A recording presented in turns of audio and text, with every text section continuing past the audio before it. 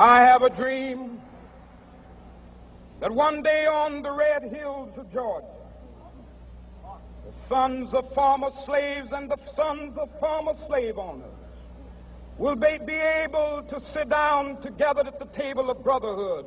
I have a dream that one day, even the state of Mississippi, a state sweltering with the heat of injustice, sweltering with the heat of oppression, will be transformed into an oasis of freedom and justice. I have a dream that my 4 little children will one day live in a nation where they will not be judged by the color of their skin, but by the content of their character. I have a dream today.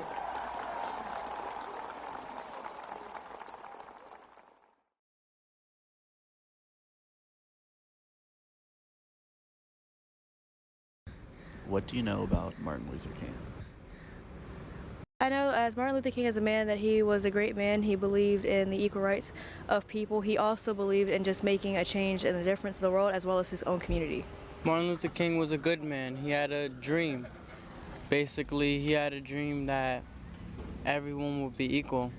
He represented a big movement in the United States. He was a leader. That's the most important thing I know. Martin Luther King was a civil rights leader. He was a revolutionary. Instead of using violence, he used his words. He did a lot for African Americans. He had a lot of willpower and determined.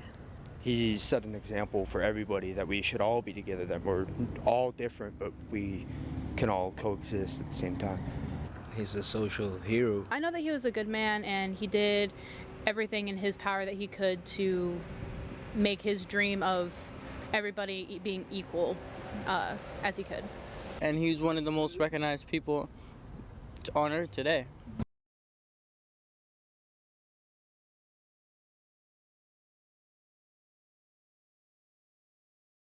Welcome to the special wildcard edition of Intern Whisperer Live.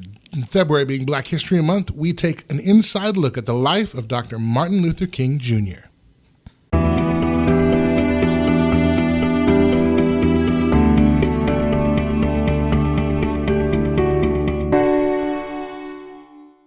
Our first patron, Starter Studio, is a nonprofit organization, is a pioneering hub for innovation and tech-enabled entrepreneurs that empowers and provide resources for entrepreneurs, creatives, and innovators to begin, grow, and flourish in Florida. Starter Studio fosters a community serving a platform for ideas of the future.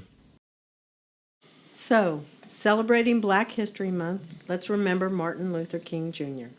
His birthday has become a national holiday. Most Americans know the words of his most famous speech, "I have a dream." However, as we reflect on the man who sought to unify our country, we found there was an untold story about him that many do not know. Some of those facts are perhaps avoided because they're uncomfortable. Others are merely lost in the great expanse of information available about him as a man and now as an icon. King was born Michael Luther King in Atlanta on January 15, 1929, one of the 3 children of Martin Luther King Sr., pastor of Ebenezer Baptist Church, and Alberta Williams King, a former school teacher. He was renamed Martin when he was about 6 years old. How much of Martin Luther King's speech do you know? I have a dream and then that's about it. Only the I have a dream part. I had a dream. That's about it. None of it. None of it. I have a dream. Over the years, I kind of forgot, so it's pretty much just remembering the first part of it. If I see it, I'll remember. If I out of my mind, can't remember a lot of stuff. I don't know any part of his speech. I don't know word for word, not that much. For me, I actually know bits and pieces. I used to know the whole entire speech, but I haven't actually gone back to really read it as much as I used to. I kind of feel bad not remembering most of it, but I don't know if a lot of us do. You know, you can argue that we wouldn't know Martin Luther King Jr. Maybe at all without his parents' influence. You mentioned he was born Michael Luther King. In fact, his dad was Michael too. They both changed their name to Martin after Martin Luther, who was the Protestant reformer way back in the 1500s of the Christian church. And then he was part of three generations, Martin Luther King Jr., three generations of pastors at Ebenezer Baptist throughout his life and his childhood. And in his childhood, his parents' influence through him is really what you hear reflected in his speeches, in his work.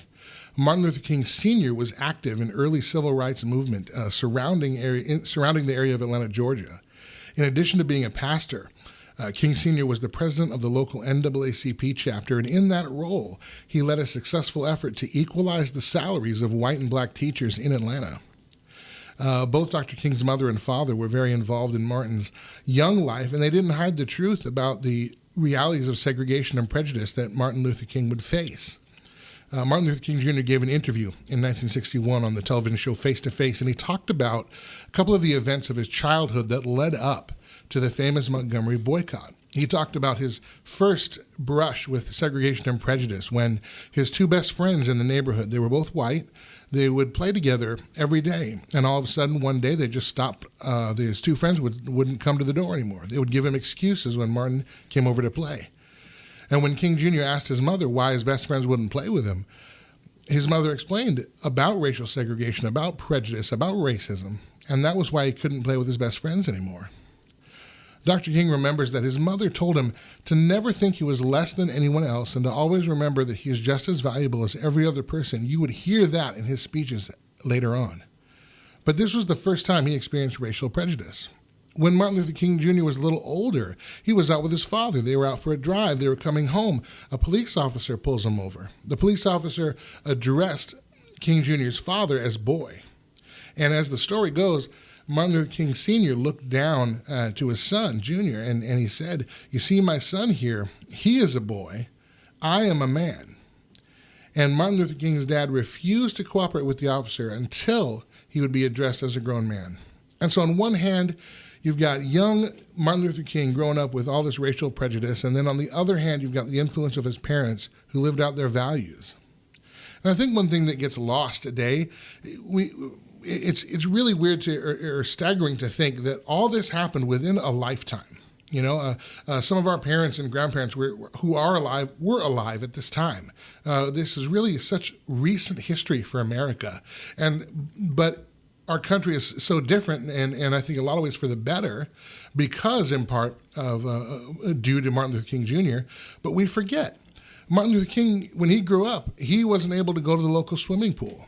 He wasn't allowed to go to public parks. There was only one high school in all of Atlanta for black children, and that high school had to serve over 200,000 black families. He wasn't allowed to sit at the counter in the drugstores or the corner markets. He would witness police brutality. He would witness acts of terrorism by the Ku Klux Klan and hate crimes. And, you know, we think that after the Civil War ended and the slaves were freed, that everything was hunky-dory. But still, you still had the hatred. While the laws made things legal, it didn't change people's hearts, unfortunately. Many states in the South ended up adopting Jim Crow laws, and some of those laws are like this. For instance, when Martin Luther King Jr. was growing up, a black male was not to extend his hand to shake a white male's hand because it implied that the two were socially equal. A black male couldn't offer any part of his body to a white female. He could be charged with rape. Blacks and whites were not allowed to eat together. If they did, they had to have a partition between them. And white drivers had the right of way at all times, and the list goes on and on. And I think the thing that's most significant to me about Martin Luther King's upbringing and his parents' influence is that they didn't teach him to hate. They didn't teach him to hate the white man or any man, any person. Even though they were discriminated against and hated because of their skin color, they didn't hate their persecutors. They considered their persecutors to be just as equal and valuable as they were. And that didn't mean that they condoned prejudice at all. But they believed every person has a value because they have a God-given value and they should be treated as such. And that's staggering. With our culture today, we forget this part of Martin Luther King's message, that hatred done to one person does not justify hatred as a response. nor does it take away the value of anyone as a human being. And that's really Martin Luther King Jr.'s message. That's what his mother told him when his best friends deserted him out of prejudice. That's what his father told him and demonstrated to him in both his work and his words. And remember, Martin Luther King Sr., when he was active with the NAACP, that's Martin Luther King Jr.'s father, he wanted equal pay for black and white teachers. He didn't want white teachers to be made more or black teachers to make more. He wanted equality. Ultimately, what we see in Martin Luther King Jr., that he was an amplifier on a national level for the message and principle passed down to him and modeled for him from his parents. And where his father led the civil rights struggle in their community in Atlanta, Martin Luther King Jr. led the same fight for all of America. Well, you know the quote, behind every great man is a great woman, and that was the case for Coretta Scott King. Coretta Scott King was a great woman behind Martin Luther King Jr., born April 27, 1927 in Marion, Alabama. Mrs. King was educated and known for her singing and violin playing in her younger years, where she graduated from high school, Lincoln High School. As a valedictorian in 1945, she went to college in Yellow Springs, Ohio, obtaining a Bachelor's of Arts in Music and Education in 1951. Mrs. King was awarded a fellowship to the New England Conservatory Music in Boston, where she then met her soon-to-be husband, Martin Luther King, where he was a doctoral candidate at Boston University School of Theology. Their relationship blossomed, and they married June 18, 1953. Mrs. King activism started way before she met Mr. King. In her younger years, she participated in civil rights campaign in Alabama, and she was an early protester against Vietnam War before it was even a popular thing to do. In 1950s and 60s, Mrs. King worked side by side with her husband. She took part in the Montgomery bus boycott in 1955. She'd journeyed to Guyana to mark the nation's independence in 1957, and she traveled to India on a pilgrimage in 1959 and worked to pass the 1964 Civil Rights Act. She even spoke about bigotry and prejudice against the LGBTQ community in 1986, stating that I believe all Americans who believe in freedom, tolerance, and human rights have a responsibility to oppose hate on sexual orientation. When Martin Luther King Jr. was killed April 4th, 1969, 4 days later, Mrs. King still led her husband's planned march through Memphis to support striking sanitation workers. She stayed phenomenally strong after her husband's death, still being an activist and lobbying a campaign to make every third Monday of January Martin Luther King Day, a federal holiday now, which began in 1983. She founded and ran Martin Luther King Jr. Center for Nonviolent Social Change and made the area of his surrounding home, birthplace, a National Historic Site in 1981. The life and activism did not stop this great woman when her great husband passed, and we have to remember activism cannot stop no matter how big or small you are in the public eye, because injustice anywhere is a threat to injustice everywhere.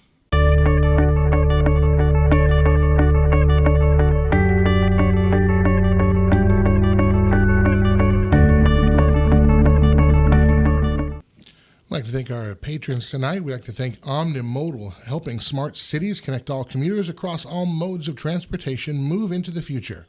Omnimodal, their website, omnimodal.io. Thank you, Omnimodal, for being a patron of the Intern Whisperer Live.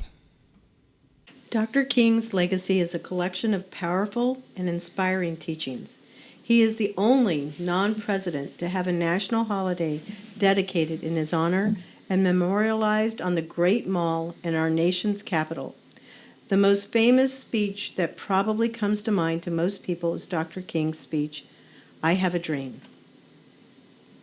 Dr. King Jr. delivered his "What is Your Life Blueprint" speech to students at Barrett Junior High School in Philadelphia.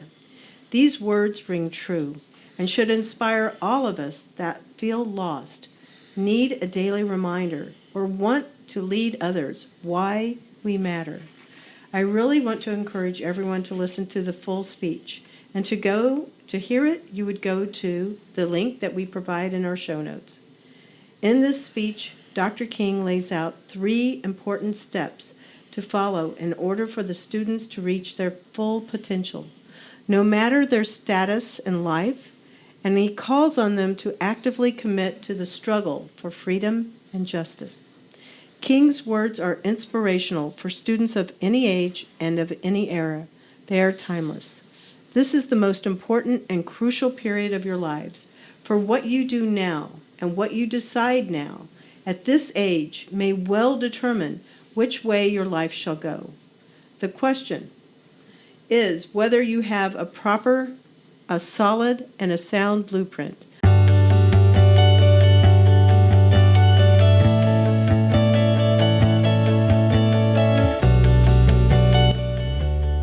I want to suggest some of the things that should be in your life's blueprint.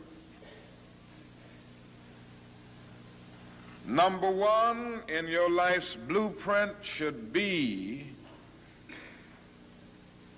a deep belief in your own dignity, your own worth, and your own somebodyness. Don't allow anybody to make you feel that you are nobody. Always feel that you count. Always feel that you have worth. And always feel that your life has ultimate significance.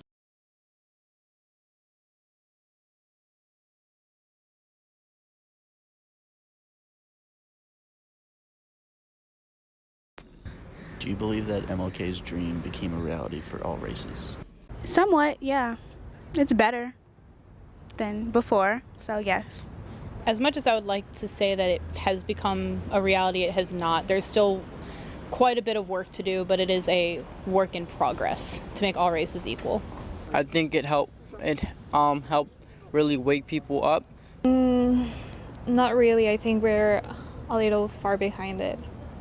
One of these days, hopefully it happens, because everybody should be accepted. Doesn't matter who you are, what color you are, what race you are. It doesn't matter. We should all be together. Mostly, yeah, I think, we have equality now. I see a lot, but maybe not all, but a good amount. It certainly did to some extent.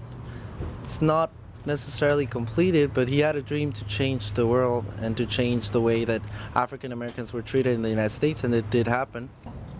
Well, hopefully one day it will become true.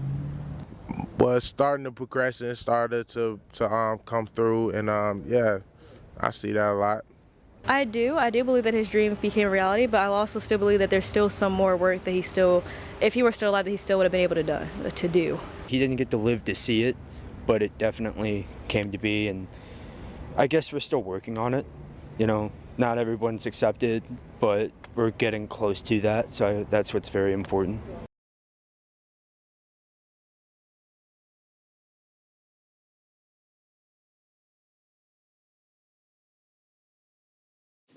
Don't allow anybody to pull you so low as to make you hate them. Don't allow anybody to cause you to lose your self-respect to the point that you do not struggle for justice. However young you are, you have a responsibility to seek to make your nation a better nation in which to live. You have a responsibility to seek to make life better for everybody. And so you must be involved in the struggle for freedom and justice. This is the most important and crucial period of your lives, for what you do now and what you decide now at this age may well determine which way your life shall go. And the question is whether you have a proper, a solid, and a sound blueprint. And I want to suggest some of the things that should be in your life's blueprint. Number one in your life's blueprint should be a deep belief in your own dignity, your own worth, and your own somebodyness. Don't allow anybody to make you feel that you are nobody. Always feel that you count. Always feel that you have worth. And always feel that your life has ultimate significance. Secondly, in your life's blueprint, you must have, as a basic principle, the determination to achieve excellence in your various fields of endeavor. You're going to be deciding as the days and the years unfold what you will do in life, what your life's work will be. Once you discover what it will be, set out to do it, and to do it well. Be a bush if you can't be a tree. If you can't be a highway, just be a trail. If you can't be the sun, be a star. For it isn't by size that you win or you fail. Be the best of whatever you are. And finally, in your life's blueprint must be a commitment to the eternal principles of beauty, love, and justice. Well, life for none of us has been a crystal staff, but we must keep moving. We must keep going. If you can't fly, run. If you can't run, walk. If you can't walk, crawl, but by all means, keep moving.